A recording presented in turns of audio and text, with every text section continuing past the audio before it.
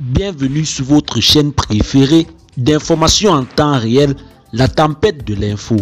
Avant de commencer, n'hésitez pas à vous abonner à la chaîne et d'être courtois dans les commentaires. On commence. Combat au Mali, plus précisément à Tenzouaten, entre l'armée malienne et les rebelles.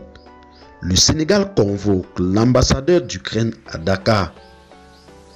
En effet, les nouvelles autorités sénégalaises ont convoqué hier l'ambassadeur d'Ukraine à Dakar pour avoir publié une vidéo de soutien aux récentes attaques meurtrières contre l'armée malienne et ses alliés russes, a indiqué le ministère sénégalais des Affaires étrangères dans un communiqué cité par l'AEF.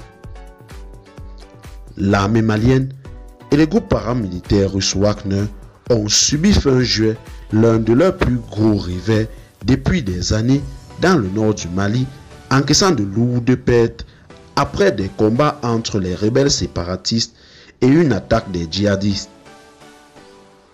Le ministère des Affaires étrangères a pris connaissance avec surprise de la publication sur la page Facebook de l'ambassade d'Ukraine à Dakar d'une vidéo de propagande de l'armée ukrainienne accompagnée d'un commentaire de l'ambassadeur d'Ukraine lui-même, indique le communiqué.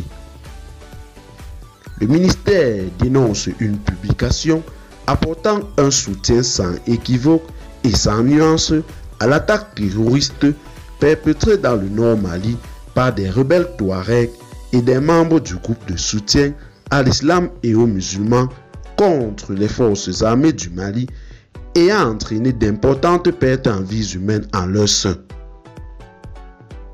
Constant dans sa position de neutralité constructive dans le conflit russo-ukrainien, le Sénégal ne peut pas tolérer une quelconque tentative de transférer sur son territoire la propagande médiatique en cours dans ce conflit, dit-il. Le Sénégal rejette le terrorisme sous toutes ses formes et ne saura accepter sur son territoire et en aucune manière des propos et gestes allant dans le sens de l'apologie du terrorisme, surtout lorsque ce dernier vise à déstabiliser un pays frère comme le Mali, ajoute le ministère.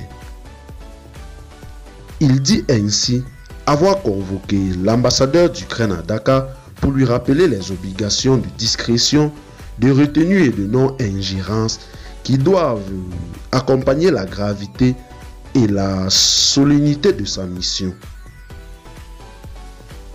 La Russie a lancé en février 2022 une offensive contre l'Ukraine. La junte au Mali, dirigée par le colonel Assimi Goïta, a depuis 2022 multiplié des actes de rupture. Elle a rompu l'alliance ancienne avec la France et ses partenaires européens pour se tourner militairement et politiquement